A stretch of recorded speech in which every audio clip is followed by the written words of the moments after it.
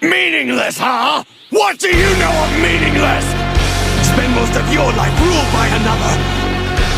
Watch your race dwindle to a handful.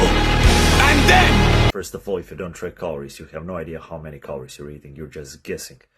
Second, fast metabolism is not a product of some imaginary genetic factor, it's a product of high physical activity. It's literally just a fancy term for high expenditure. Third, most guys who think they eat a lot, they usually don't.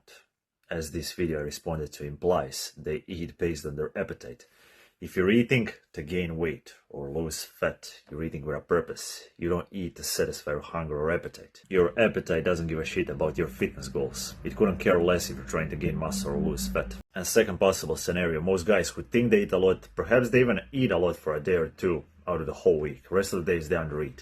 So they're not in an overall surplus, hence why they're not gaining weight. You need to track calories to know exactly how much you're eating. You need consistent daily intake. You have to be in a caloric surplus every single day of the week, without exception.